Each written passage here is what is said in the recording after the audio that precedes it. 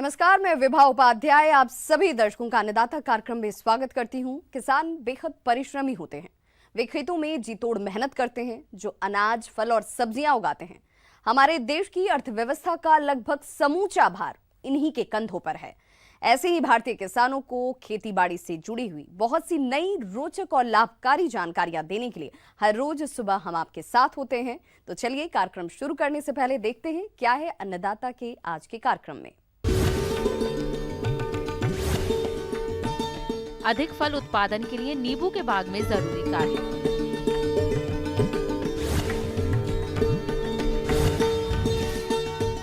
समन्वित खेती करके लाखों कमा रहे किसान से मुलाकात।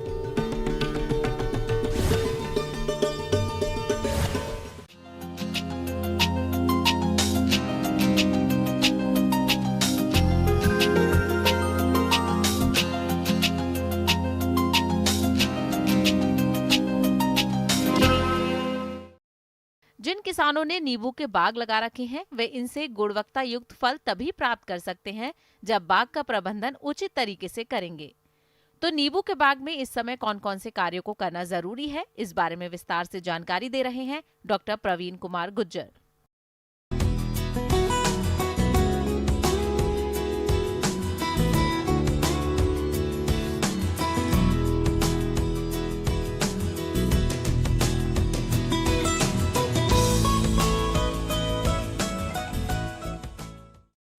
नींबू चूंकि उद्यान है हमारे मध्य प्रदेश में, लेकिन कुछ महत्वपूर्ण वैज्ञानिक तथ्य हैं जिन पर आपको ध्यान देने की आवश्यकता है।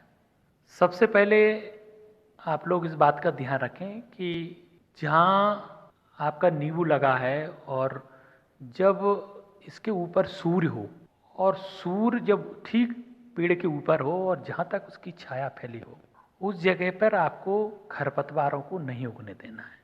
और यदि खरपतवार हैं तो आप उन्हें जरूर हटा दें। कि जहाँ पौधों के बीच में जो जगह, वहाँ पर आप ट्रैक्टर, छोटे जो मिनी ट्रैक्टर, उनको चला के उसके खरपतवारों को नष्ट कर सकते हैं। दूसरी चीज़ किसान भाइयों, कभी कभी यदि, चूँकि इस समय तो वर्षा का समय चल रहा है, यदि वर्षा नहीं होती है, उस परिस्थितियों में टपक सिंचाई पद्धति के माध्यम से इसमें सिंचाई जरूर करें। क्योंकि यदि आपने सिंचाई नहीं की बहुत दिनों तक और एकदम वर्षा हुई, तो ऐसी परिस्थितियों में आपके जो फल हैं उनकी फटने की संभावना होती है। तो इन बातों का ध्यान रखें कि लगातार आपके फल पौधों पर पानी मिलना चाहिए, लगातार नमी रहना चाहिए पर्याप्त, जिससे पौधों को विकास करने में और अधिकतम उत्पादन देने में कोई दिक्कत ना हो। नींबू के बाग से गुणवत्ता युक्त अधिक फल प्राप्त करने के लिए बाग में पोषक तत्व प्रबंधन करना भी जरूरी होता है। तो आप कौन कौन से पोषक तत्वों का प्रयोग कब और किस तरह से करें, इसकी जानकारी कुछ इस प्रकार से है। आपका जो नींबू फलों का बाग है, वहाँ पर इस बात का ध्यान रखें हमारे किसान भाई कि 6 यदि वर्ष का यदि फल वृक्ष है तो कम से कम 20 किलो सड़ा हुआ गोबर का खाद और लगभग आपको 600 से 700 ग्राम यूरिया और लगभग 400 से 500 ग्राम आपको स्पुर और लगभग 300 से लेकर 400 ग्राम पोटास और 200 से 250 ग्राम फेरस सल्फेट आपको जरूर मिलाना है। समय समय पर आप जल में घुलनशील उर्वरकों का प्रयोग करें, क्योंकि हमने देखा है कि यदि नाइट्रोजन की कमी हो जाती है और चाहे स्पुर की कमी हो चाहे पोटास की कमी हो, वो निश्चित रूप से आपके फलों के उत्पादन पर एक बहुत प्रतिकूल प्रभाव डालते हैं। तो हमारे किसान भाइयों से विशेष अनुरोध है कि आपको इनमें पोषक तत्व पर्याप्त मात्रा में देने हैं। किसान भाइयों, नींबू के बाग को कुछ कीट व रोगों द्वारा अधिक हानि पहुंचाई जाती है, लेकिन हमारे कुछ किसान भाई इनकी रोकथाम के उपायों पर कोई विशेष ध्यान नहीं देते, जिससे उनके नींबू के पौधे बहुत कमजोर हो जाते हैं और उत्पादन में कमी आ जाती है।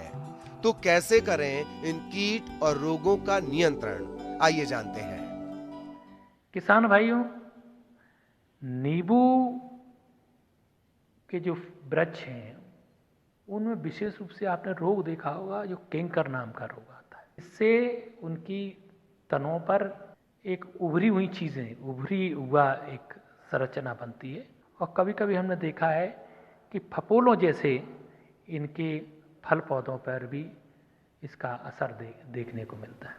यदि कैंकर रोग होता है तो ऐसी परिस्थितियों में आपको विशेष रूप से जो टहनियाँ या फल या पत्तियाँ इस रोग से प्रभावित हैं, उनको आप सिकेटियर से काट के हटा दें, नष्ट कर दें।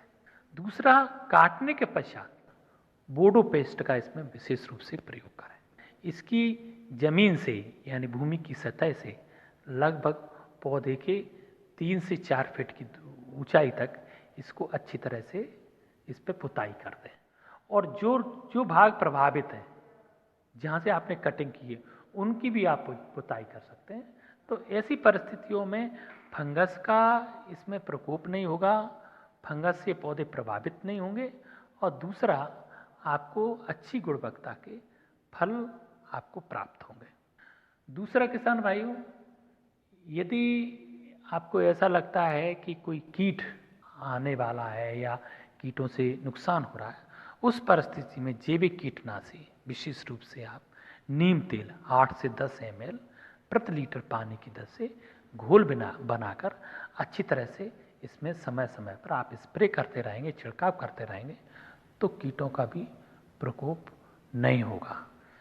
तो ये कुछ महत्वपूर्ण बातें हैं जिससे आप अधिकतम हमारे नींबू फलों का उत्पादन ले सकते हैं।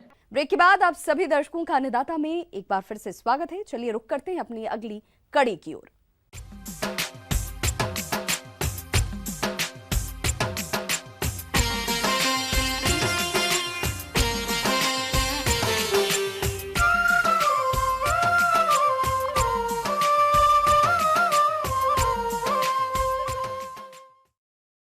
आज किसानों की जोत कम हो रही है और किसानों को परंपरागत खेती से लागत निकालना भी मुश्किल हो रहा है। लेकिन आज हम आपको जिला जयपुर के किसान बनवारी लाल यादव से मिलवा रहे हैं, जो नई नई तकनीकियों को अपनाकर समन्वित तरीके से खेती कर रहे हैं और सालाना लाखों की आय कमा रहे हैं। तो आइए मिलते हैं इन्हीं से और जानते हैं इनकी सफलता का राज।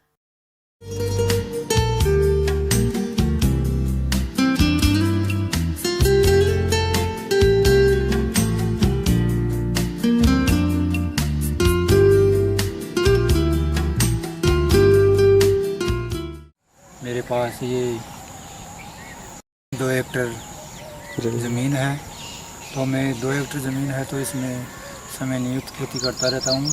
और इसमें ग्वार, बाजरा है, मूंगफली है, ये हरा चारा है, रंजगा है, ये इसमें लगाता हूँ।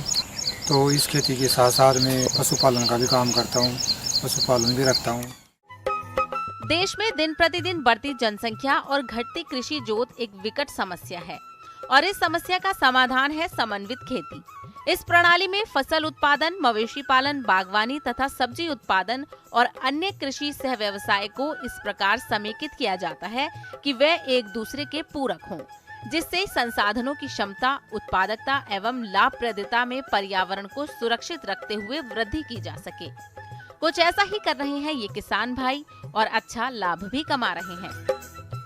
जब पशुपालन हम रखते हैं तो ये पशुओं का जो गोबर होता है वो हमारे खेत के अंदर ही हम डाल देते हैं। तो खेत के अंदर डालने से क्या है कि हमारी फसलें भी अच्छी हो जाती है और गोबर से ही हम फसल अच्छी तरह से पैदा करते रहते हैं। गोबर से बहुत अच्छी फसल पैदा होती है। समेकित खेती की प्रणाली में एक उद्यम दूसरे उद्यम पर निर्भर रहता है। समेकित कृषि प्रणाली में कई घटकों को एक निश्चित अनुपात में रखा जाता है, जिससे विभिन्न उद्यम आपस में संपूरक एवं आसान संबंध स्थापित करके कृषि लागत में कमी लाते हुए आमदनी और रोजगार में वृद्धि कर सके। इसी को ध्यान में रखते हुए ये किसान भाई अपनी सूझबूझ और कठिन मेहनत करके समन्वित कृषि प्रणाली से सालाना लाखों रुपए कमा रहे हैं। पशुपालन से हमें बहुत फायदे मिलते हैं क्योंकि इनका दूध अच्छा हो जाता है। करीब 60 लीटर पर डे का दूध दिन का प्रतिदिन का हो जाता है। तो ये 60 लीटर हो जाता है तो 12 महीने का करीब 5 लाख का दूध हो जाता है। तो इनके जो बछड़े बछड़ियाँ हैं वो भी हमारे 1 लाख रुपए की हो जाती है। और आम है, आम भी हम रहते हैं तो आम भी हम लगाते हैं, तो आमों से भी हमारी लगाई हुई हैं, तो इन्हीं से भी करीब 30-40 हज़ार रुपये के आम भी बिक जाते हैं, इनकी कैरियाँ बिक जाती है, तो ये भी हमारी अच्छी आमदनी हो जाती है।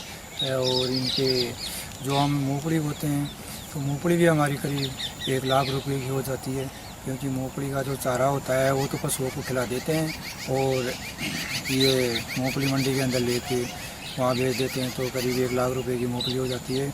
और गुआर है, जो गुआर भी हमारे हम क्या है 50-60 हज़ार का गुआर हो जाता है, तो 50-60 हज़ार का गुआर हो जाता है, तो इनका चारा है वो हमारी पशुओं के लिए काम में आ जाता है। और बाजरा है, तो बाजरा तो क्या है कि हम इसमें बंटे के अंदर काम लेते हैं, जो बाजरा निकलता है वो इनका कुट्टी है, वो चारा है, हरा चारा है, वो हमारी पशुओं के लिए काम में आ जाता है। और जो है वो जो भी हम मंडी के अंदर ही बेचते हैं, क्योंकि जो मंडी के अंदर करीब हमारे 1 लाख रुपए के जो हो जाते हैं, तो इनका जो चारा होता है जौं का वो हमारे पशुओं के काम में आता है। और ये गेहूँ है, जो गेहूँ हमारे क्या है कि हम उसको मंडी के अंदर नहीं ले जाते हैं, क्योंकि ये तो हमारी गेहूँ तो हम भैंसों के लिए ही पशुओं के लिए काम में लेते हैं, इनको बाँट में काम में ले लेते हैं और इनका हमारा ये रूटीन चलता रहता है, तो ये हमारा अच्छा होता है। जो तरबूज हम लगाते हैं, तो तरबूज ये सरसों की फसल हरा चारा काटने के बाद भैंसों को खिला के ये बाद में हम इसको तरबूज लगाते हैं, जैसे दिसंबर तक हमारा हरा चारा को काट लेते हैं सरसों को, और बाद में हरा चारा काटने के बाद में हम तरबूज लगाते हैं, तो तरबूज भी हमारे 1-1.5 लाख रुपए के तरबूज हो जाते हैं, तो इससे भी हमारी अच्छी इनकम हो जाती है। तो मेरे ये पशुपालन से भी ये अच्छी कमाई हो जाती है और खेती से भी हमारी क्या है कि ये अच्छी पैदावार हो जाती है, तो करीब हमारे और पशुपालन से और खेती से दोनों से हमारी 10 लाख रुपए 12 महीने की बच जाती हैं, तो ये हमारी बचत हो जाती है 10 लाख रुपए की 12 महीने की, और हमारा ये रूटीन दोनों कार्यक्रम ये चलती है। ब्रेक के बाद एक बार फिर से आप सभी दर्शकों का अन्नदाता कार्यक्रम में स्वागत है। बढ़ते हैं अपनी अगली प्रस्तुति की ओर।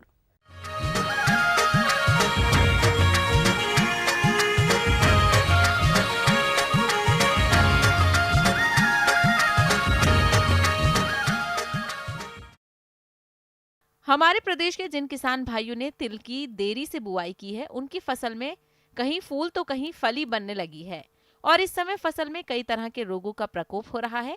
तो आप तिल की फसल में लगने वाले रोगों की पहचान कर रोकथाम कैसे करें, इसकी समस्त जानकारी के लिए मिलते हैं डॉक्टर सुषमा नेमा से।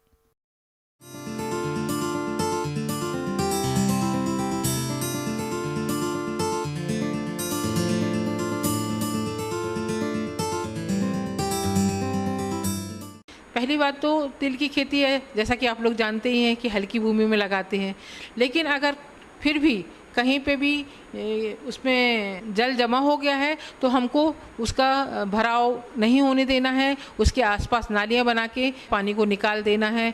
उसके अतिरिक्त उसमें इस समय अगर पानी बरसता रहता है तो विभिन्न प्रकार के रोग आते हैं, उनका निदान करते रहें तो भी हम तिल की अच्छी उपज प्राप्त कर सकते हैं। किसान भाइयों, तिल की फसल को रोगों द्वारा नुकसान पहुंचाया जाता है, जिसकी वजह से फसल के उत्पादन में भारी कमी आ जाती है।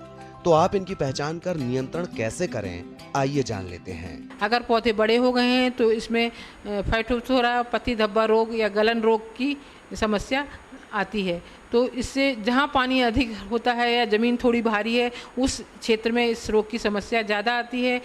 उसमें पत्तियों की अगर हम देखें पौधे की, सबसे पहले निचली पत्तियों पे पनीले धब्बे बनते हैं और बाद में ये धब्बे बड़े आकार के रूप ले लेते हैं और अन्य पत्तियों को भी ग्रसित कर देते हैं और इस तरह से पूरा पौधा झुलस जाता है और कभी कभी मर भी जाता है।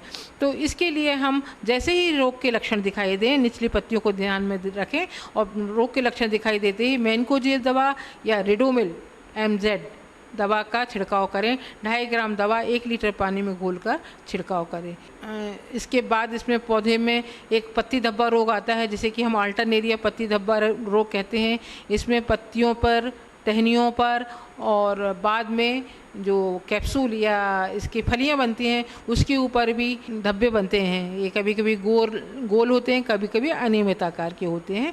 इस रोग से बचाव करना है तो हम मैनकोजेब दवा का या क्विंटाल दवा का छिड़काव कर सकते हैं। दोनों दवा, अगर मैनकोजेब लेना तो 2.5 ग्राम दवा 1 लीटर पानी में, अगर क्विंटाल लेना है तो 2 ग्राम दवा 1 लीटर पानी में घोलकर छिड़काव करें। इसके अलावा तिल की फसल में भभूतिया रोग का प्रकोप भी होता है। इस रोग का आक्रमण सितंबर माह के आरंभ में मौसम अनुकूल होने पर पत्तियों की सतह पर सफेद चूर्ण के रूप में फफूंद जमा हो जाती है, जिसके कारण पत्तियां पीली पड़कर सूखने लगती हैं और बाद में ये पत्तियां झड़ जाती हैं। इस रोग की रोकथाम के लिए रोग के लक्षण दिखाई देते ही घुलनशील गंधक की 3 ग्राम मात्रा का प्रति लीटर पानी के हिसाब से घोल बनाकर 2 से 3 छिड़काव अवश्य करें। इसके अतिरिक्त बैक्टीरियल या जीवाणुज धब्बा या जीवाणु झुलसा रोग का भी प्रकोप होता है। इसके लिए हमको ताम्रयुक्त फफूंदनाशी और उसके साथ साथ कोई एंटीबायोटिक जैसे स्टेप्टोसाइक्लिन दवा, उसका भी मिश्रण का छिड़काव करना होता है। ये दवा का हम छिड़काव करें तो हम इन जो जीवाणु जनित रोग हैं उससे भी छुटकारा पा सकते हैं और तिल की अच्छी उपज प्राप्त कर सकते हैं। तिल की अच्छी बढ़वार होगी तो उससे अच्छी उपज हमें मिलेगी। इसके बाद जब फूल आने की अवस्था होती है तो उसमें बीमारी आती है जो कीटों के द्वारा फैलती है, जैसे कि बंध्यता रोग या बंधवा रोग या फाइलोडी रोग वैज्ञानिक भाषा में बोलते हैं। इसमें जो पुष्पीय भाग है और ऊपर की पत्तियां हैं ये छोटे छोटे गुच्छों नुमा हो जाती हैं और वो गहरे हरे रंग की हो जाती हैं, तो उसमें कभी बाद में फूल और फलियां नहीं आते हैं और हमें टोटल नुकसान उठाना पड़ता है।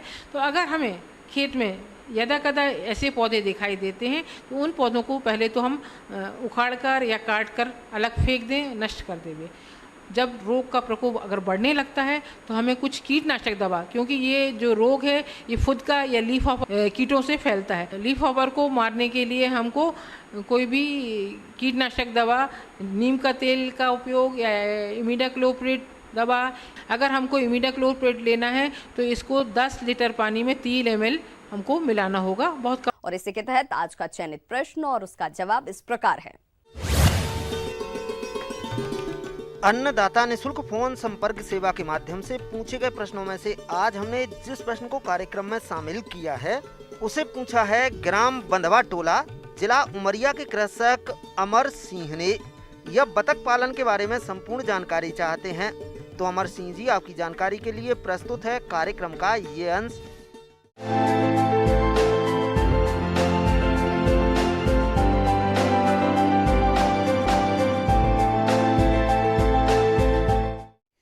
अगर हम बात करें कि बत्तख पालन से किसान किस तरह से व्यवसायी बन सकते हैं तो उसमें 2-3 तरीके हैं जिससे बत्तख पालन कर किसान लाभान्वित हो सकते हैं। पहला, वो पूर्ण रूप से सिर्फ और सिर्फ बत्तख पालन कर सकते हैं। वह समेकित कृषि में बत्तख पालन को अपना सकते हैं। वह धान की खेती के साथ बत्तख पालन कर सकते हैं एवं समेकित पशुपालन में मछली सह बत्तख पालन अपना सकते हैं। अगर हम बात करें कि सफल बत्तख पालन के क्या क्या आयाम होंगे, क्या क्या तरीके होंगे, तो मैं सर्वप्रथम किसान भाइयों को अनुरोध करूंगा कि वह अपने क्षेत्र में सर्वेक्षण करें और बत्तख के बाज़ार व्यवस्था का पहले सुनिश्चित करें कि उनके बत्तख किस लिए वो पालने जा रहे हैं। क्या बत्तख के अंडे की अधिक वहाँ पे डिमांड है, क्या बत्तख के मांस का वहाँ पे डिमांड है, या दोनों मांस एवं अंडा दोनों का डिमांड है। अब इस सर्वेक्षण के बाद वो निश्चित करें कि उनके पास अब संसाधन क्या है। किसान अगर समझते हैं कि उनके पास बत्तख पालन के पर्याप्त संसाधन हैं एवं बाज़ार है तो बेझिझक हमारे किसान भाई बत्तख पालन को व्यवसायी रूप दे सकते हैं। अब किसान बत्तख पालन करें तो किस बत्तख के प्रजाति को रखें, तो इसमें सभी जानते हैं कि अंडा उत्पादन के लिए हमारे देश में खाकी कैम्बेल जो नस्ल है यह एक तरह से हमारे देश का ही नस्ल बन चुका है। सेंट्रल पोल्ट्री डेवलपमेंट ऑर्गेनाइजेशन उनसे संपर्क करके खाकी कैम्बेल बत्तख के चूजे या बढ़ते हुए बच्चे जो नर्सरी से बढ़ चुके हैं उनको लेकर बत्तख पालन किया जा सकता है।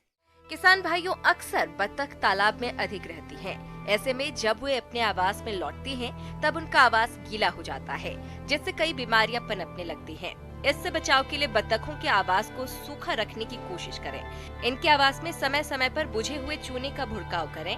इसके साथ ही और कौन से जरूरी प्रबंधनों को अपनाना है, आइए जानते हैं।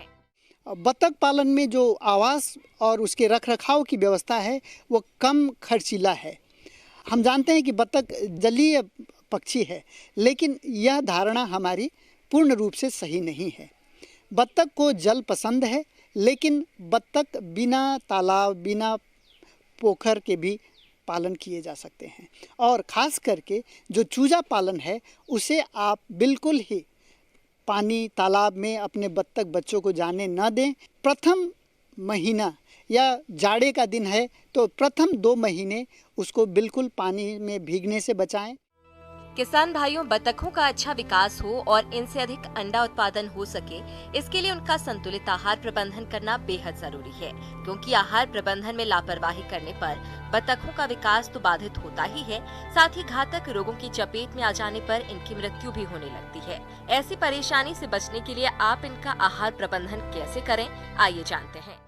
तो छोटे चूजों का जब पालन करें तो उसको 3 से 4 बार दिन में खाना दें, भोजन दें, ताकि छोटे पेट वाले जो बत्तख हैं वह समय समय पे भूखे होंगे। वो उनको समय समय पे कम मात्रा में भोजन अगर आप देते रहेंगे तो उनका शारीरिक विकास अच्छा होगा, उनका शारीरिक तापक्रम मेंटेन रहेगा। और पानी के बर्तन जो प्रयोग करें वह सिर्फ उतने ही गहरे हों कि वो बत्तख का बच्चा अपना चोंच है और सर है बस उतना ही डुबा सके। जैसे बत्तख बड़े होंगे, उनके पंख निकलेंगे तो आप धीरे धीरे बत्तख को बाहर छोड़ सकते हैं। तालाबों में या छोटे छोटे जलाशयों में भी आप छोड़ सकते हैं, उससे उनका शरीर और अच्छा विकसित होगा। किसान भाइयों, वैसे तो बत्तखों को प्रतिदिन 150 ग्राम दाना देना उचित रहता है, लेकिन दाना महंगा होने के कारण आप दाने की मात्रा में आधी कटौती कर उसे घर व होटलों का बचा हुआ भोजन दे सकते हैं। साथ ही बत्तखों को बचे हुए फसल अवशेष भी खाने को दिया जा सकता है। जब आहार की बात होगी तो उसमें यह ध्यान देने की बात है कि आहार एकदम फ्रेश आहार का वो व्यवहार करें, क्योंकि फफूंद जनित आहार से देखा गया है कि बत्तख में एफ्लाटॉक्सिकोसिस नाम की जो एक बीमारी है उससे संक्रमित हो जाते हैं और महामारी का रूप ले सकता है। तो हमेशा यह ध्यान दें कि फफूंद रहित आहार से ही अपने बत्तख का पालन करें, आहार की व्यवस्था करें। उसके बाद अगर रोग से बचाव की जो है वो सबसे महत्वपूर्ण है। किसान कभी कभी ऐसा देखा गया है कि कुछ संक्रमण से क्षति हो सकती है, तो मेरा यह उनको सुझाव होगा कि पहले महीने में उन्हें डक कॉलेरा वैक्सीन अवश्य दें और दूसरे महीने में यानी कि 8 से 12 सप्ताह की उम्र में उनको डक प्लेग वैक्सीन या डक प्लेग का टीका अवश्य लगवाएं। अगर इन छोटी छोटी बातों को हमारे बत्तख पालक ध्यान देते हैं, उनका प्रबंधन दुरुस्त करते हैं, उनके रख रखाव का समुचित ख्याल रखते हैं, रोग बीमारी से बचाव के सारे आयाम को फॉलो करते हैं, तो उन्हें बत्तख पालन से अधिक लाभ प्राप्त हो सकता है।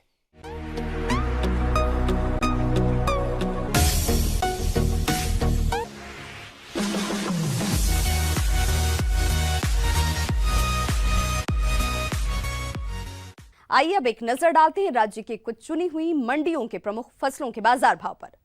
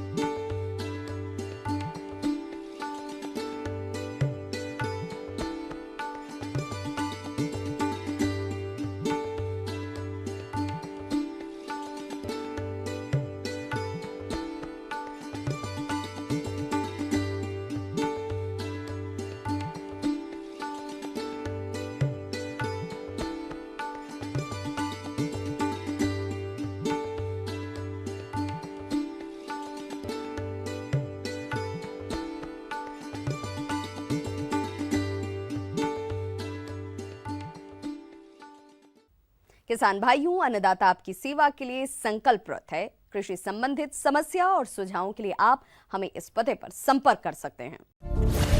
प्रोड्यूसर अन्नदाता, news 18 Madhya Pradesh Chhattisgarh, Ramoji film city Hyderabad 501512। साथ ही आप हमें ईमेल भी कर सकते हैं। हमारा ईमेल है p18annadatamp@nw18.com। इसके अतिरिक्त आप हमें निःशुल्क हेल्पलाइन नंबर पर सोमवार से शनिवार सुबह 10 बजे से शाम 4 बजे के बीच संपर्क कर सकते हैं। किसान भाइयों, अब समय हो रहा है आपसे विदा लेने का, तो हमारी अन्नदाता टीम को दीजिए इजाजत। कल फिर से होगी आपसे मुलाकात कृषि संबंधित कुछ और महत्वपूर्ण जानकारियों के साथ। नमस्कार।